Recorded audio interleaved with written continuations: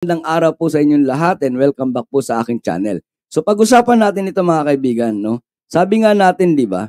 Ang sino man bumangga sa mga Marcos siguradong tibag, no? Hiniram natin 'yan doon sa dati nating kasama sa MSMA, no mga kaibigan, na si dating si Bagong Lipunan, no? Mga kaibigan, hiniram natin 'yan dahil sa kanya nang galing 'yan, no? Nasabi niya, ang sino man bumangga sa mga Marcos siguradong tibag.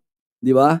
And ngayon mga kaibigan, meron tayo ipapakita rito. Actually, hindi pa, pwedeng sabihin na hindi pa naman natitibag. Nariyan pa rin naman sila. Di ba? Patuloy pa rin na nagpapakalat ng mga impormasyon to destabilize the government, to pull down, no? To pull down our President, PBBM, di ba? O Reynaldo Lauta, shout out. Sabi, Idol Justice Learning desperado na ang mga DDS, lalong-lalo na si Sara Mau kasi malaman na ng taong bayan ang mga pagtataksil nito sa bayan, di ba? Okay. So shout out sa iyo, Reynaldo Laota. Okay, so dito balik tayo mga kaibigan, no. Hindi pa naman sila laos, hindi pa naman sila tibag, di ba? Pero alam niyo mga kaibigan, sila mismo ay nagsisiraan na rin. Di ba? Sila mismo ay nag-aaway-away na, di ba? And katunayan niyan, eto.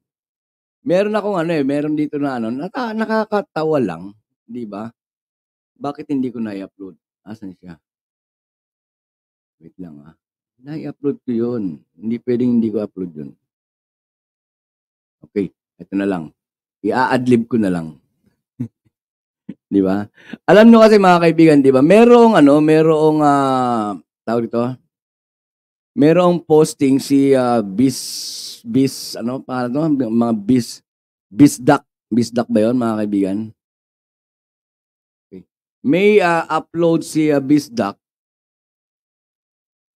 Ito 'yan, pakita natin.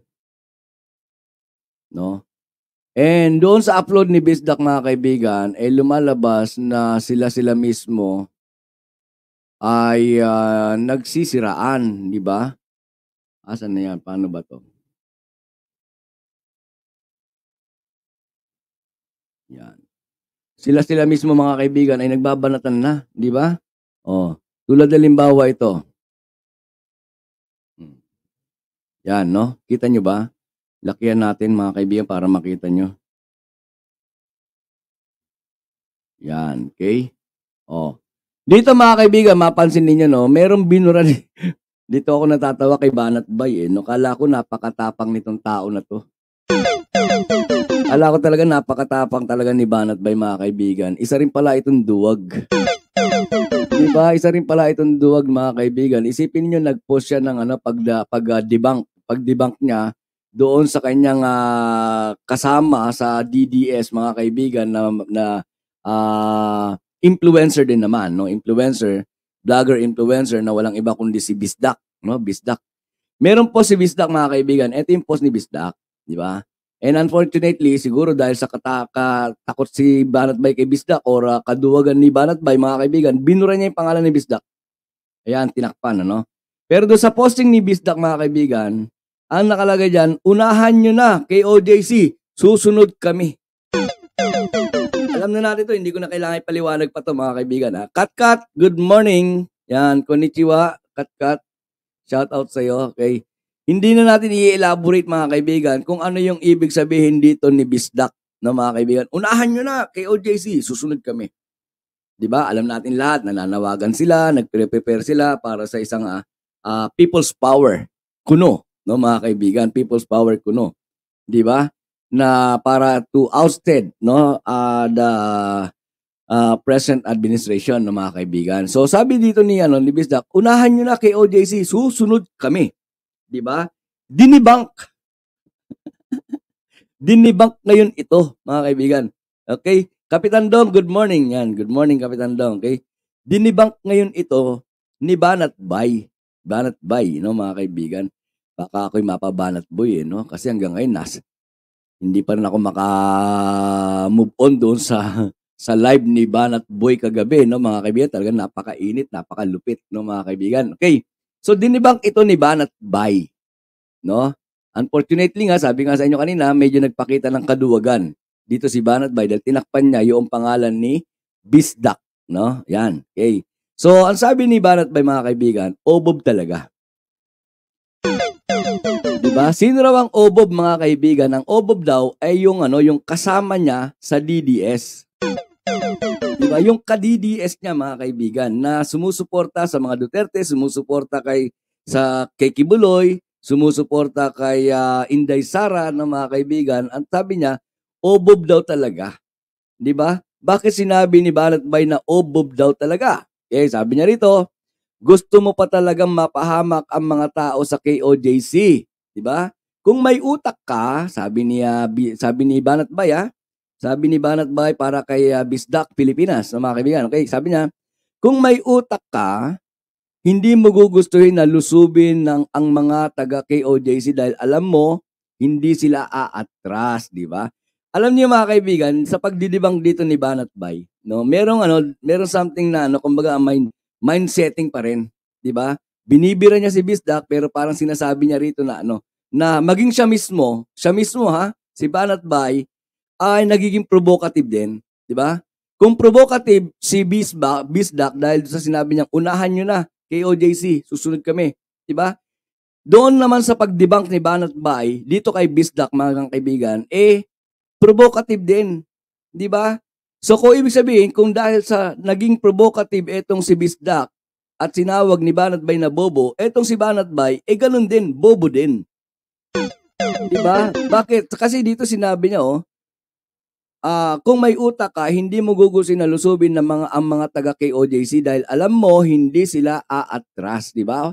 Dito, mga kaibigan, parang pinoprovoke ni Banat Bay na kung alimbawa man lusubin man o lumusob man ng KOJC kung alin man doon sa dalawa ang gusto nilang palabasin, di ba, mga kaibigan? Ang mga taga KOJC lalaban. Matapang, di ba? Parang sinabi ni Banat Bay, matapang kayo Matapang ang mga KOJC. Hindi aatras sa laban yan. Lalaban niya mga yan. Di ba, mga kaibigan? At handa, sabi pa niya rito, at handa sila sa anumang mangyayari. You don't provoke the enemy. Nasaan ba utak mo? Nasama na ba sa buhok na ginupit sa'yo? Sabi ni Banat Bay. Di ba? Sa atin naman, mga kaibigan, si Banat Bay, binabanata si Bisdak. Di ba? Pero doon sa statement ni Banat Bay, mga kaibigan, lumalabas na provocative din siya dahil doon sa sinabi niya na mindset, na part of mindsetting, mga kaibigan, no, na kung hindi, sabi niya, kung may utak ka, hindi mo gugustuhin na lusubin ng mga taga KOJC dahil alam mo na hindi sila aatras at handa sila anuman ang mangyari. Provocative, di ba, mga kaibigan? So, ibig sabihin, para kay Banat Bay, si Bisdak, provocative, tinawag niyang bobo. Si Banat Bay, provocative din. So, ano ibig sabihin ng mga kaibigan? Bobo din. Diba? Parehas na silang bobo, mga kaibigan. Okay? Ngayon, eto. So, sumagot si Bisdak, no, mga kaibigan. Sumagot si Bisdak. Sabi sa inyo, mga kaibigan, nang magbuhos ng katangahan at kabubuhan, sinalon nilang lahat. Diba? Hindi nila napapansin, mga kaibigan, sila mismo ay nagbabanatan na rin, di ba? Ito sagot ni Bisdak. Sagot ni Bisdak, sige na. Linawin ko na lang ang post ko para di kayo magmukhang bobo. Di ba? Ang nagdibang sa kanya, si Banat Bay. Sumagot si Bisdak, sabi niya, sige na. Linawin ko na lang ang post ko para di kayo magmukhang obob vlogger. Unahan nyo na KOJC kumanta ng paborito nating kanta. Diba? Iniba niya yung post niya, nilinaw niya. Para daw yung mga nagdibang sa kanya, halimbawa katulad ni Banat Bay, mga kaibigan, ay hindi naman daw magmukhang bobo vlogger. So sila mismo, mga kaibigan, ay aminado na at nagtatawagan ng mga bobo. Diba? Kaya nga sabi natin nung magpaulan ng kabubuhan, sinalo nilang lahat, no? Hindi nagtira, hindi nag-share, talagang inako nila lahat ang kabubuhan. Diba? Carmelita Chok, shout out. And nakahabol pa ako sa live. Alibuga, musta po sa lahat. Yan, okay. And Trigger Woman, shout out. Yan, okay. Sino pa mga nariyan bago? Okay, yan. Ima Rebecca Lagmay, shout out Ima Rebecca Lagmay. Yan, kamusta po? Kamusta dyan? Sana ay nasa mabuti kayong kalagayan. Okay, and 33 viewers in the house, shout out po, no? Okay, maliban dyan mga kaibigan, may karugtong pa yan eh. May karugtong pa yan. Yan. Na paglilinaw ni Bisdak, Pilipinas, no? Oh. Sabi pa niya sa kanyang post mga kaibigan, eto dagdag pa natin, no?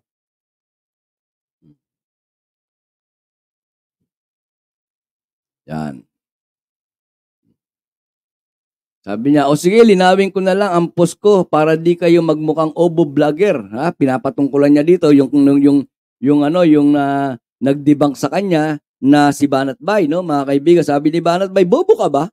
Sabi naman ni Bisdak, mga kaibigan, o sige na, para hindi kayo magmukhang bobo vlogger. Diba sila nagtatawagan ng bobo? Mga kaibigan, ano ibig sabihin nun? Lahat sila, pare-pareha sila, basta, eto lalahatin ko na mga kaibigan, ha? Basta, DDS, bobo. Di ba? Sabi niya, unahan nyo na kay OJC kumanta ng paborito nating kantang Ang Saad Bot-Bot. Mas malinaw yan, ha? Di ba mga kaibigan? Naglabas ng kaliwanagan ito si Bisdak, mga kaibigan, pero lumabas din na para ding engot, tanga, bobo, di ba? Edna Pastrana, shout out, magandang tanghali sa lahat, okay? And sabi ni 51 billion, yung pinakabobo talaga dyan si Bisdak, lahat ng lumalabas sa bunganga niyan, bunganga niyang pangdala lang ng hangin sa kanya, walang laman, ibig sabihin, walang katotohanan. Exactly, di ba? Mamaya, no? Mamaya doon sa isa pa natin patatalakayin mga kaibigan, ay bida-bida na naman doon si Bisdak, okay? And meron na naman nahalong kabubuhan, meron na naman sumama sa mga kanilang kabubuhan, no mga kaibigan, okay? So, ito yung isa, ha? Ngayon, doon sa thumbnail natin, di ba mga kaibigan, makikita ninyo, meron dong picture ni BP Sara, no mga kaibigan, di ba? So, yung mga vlogger nila sa DDS, mga kaibigan, sila nagbabanatan, sila nagtitirahan, di ba? Sila nagsasabihan ng bobo, no mga kaibigan, pero tayo dito, mga kaibigan, ang sasabihin natin, lahat sila tangat bobo. Di ba? That's the reality. No, mga kaibigan, yun ay sabi nga ni Mami Peng, real talk. No? Sa akin naman, that's the reality, mga kaibigan. Lahat sila tanga, bobo, dahil nung maghulog ang kalangitan ng katangahan at bobo, nung magpaulan, sinalo nilang lahat, hindi nagtira, hindi nag-share. Sa bagay, kahit i-share naman nila mga kaibigan, di ba, sino ba naman tanga ang hihingi ng katangahan at kabubuhan? Solohin nila, di ba? Solohin nila, kanila na, no mga kaibigan. Okay, so punta naman natin ito mga kaibigan dahil sabi ko sa inyo, di ba, ay na doon si BP Sara, no mga kaibigan. Ito etong video na panonorin natin mga kaibigan, ang BP Sara, nagsasalita pa ako, wait lang, okay? Pagpapauna ko lang mga kaibigan, no, ako actually I'm not quite sure, no, I'm not quite sure kung legit itong video na ito, pero nung ipinagtanong ko, sabi nila legit naman daw, no, legit naman daw, hindi siya AI, no, hindi siya AI mga kaibigan, at halata naman, tiningnan ko maigi, no, sa buka ng bibig ni BP Sara and do sa lumalabas do sa audio, alos ay hindi naman talaga AI, no mga kaibigan. Pero dito, bakit natin isinama itong video na ito dito sa content natin na tungkol sa tanga at bobo, no mga kaibigan? Bakit? Ito na mga kaibigan. Panoorin natin and kayo na ang humusga. May issue dito na pinag-uusapan mga kaibigan. I think ang issue na pinag-uusapan dito ay yung tungkol sa video, no, ng pagpupulburon. Ano ang mensahe o ano ang pahayag ni BP Sara tungkol doon sa pulburon mga kaibigan, no? Lola Recon dyan, shout out Lola Recon dyan. Nandiyan na rin si Lola Recon dyan, okay? Tuloy. Sa Davao City pa lang kasama namin Taong Bayan. Clear ba yung audio mga kaibigan? Paki-press 1 nga po kung clear yung audio.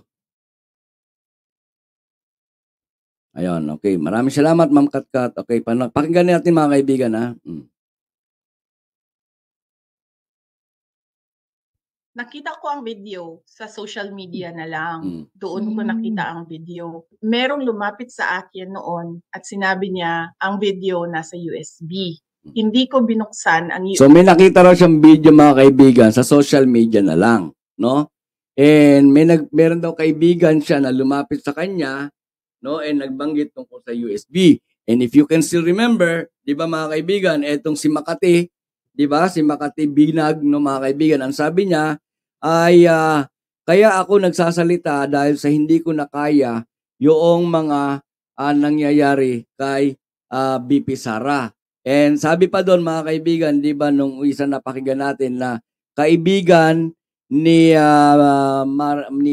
Makati etong si BP Sara dahil lahat ng mga kaibigan ni Makati mga kaibigan ay halos kaklase nitong si BP Sara, di ba? So ang tinutukoy niya rito mga kaibigan na kaibigan niya na nagpakita sa kanya ng USB, alam nating lahat na walang iba kundi sino?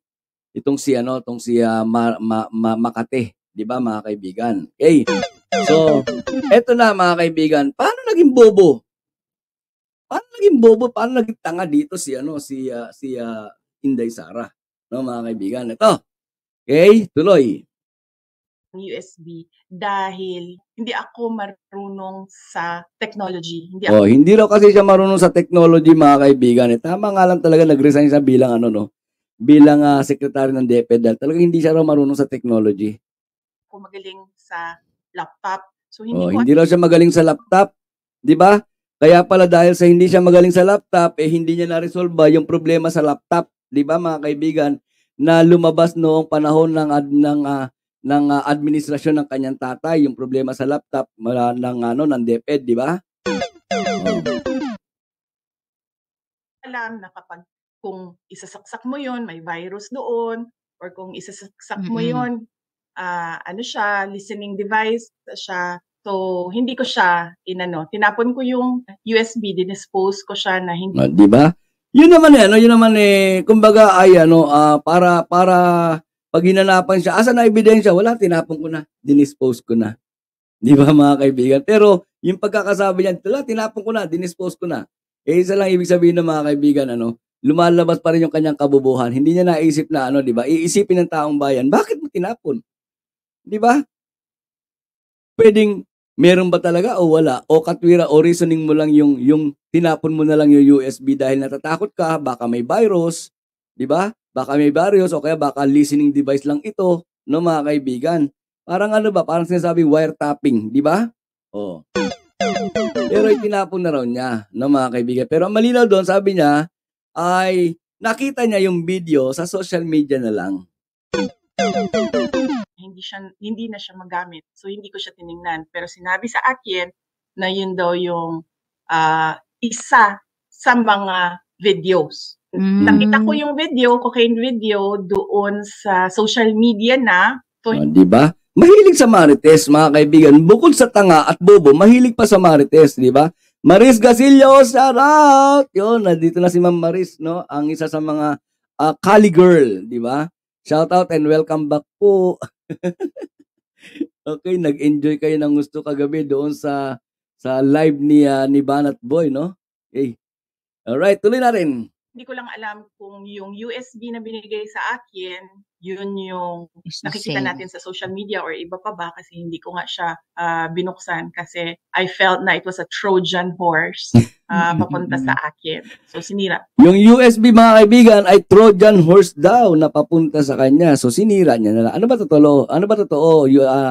BP Sara. Sinira mo, tinapon mo o ano?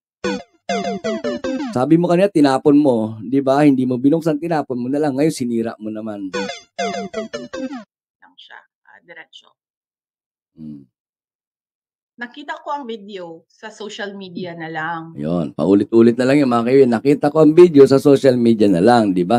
Pero alam niyo ba mga kaibigan na ano dahilan kung bakit ginagawa ito ni Ang dahilan kung bakit ginagawa ito ni BP Sara mga kaibigan?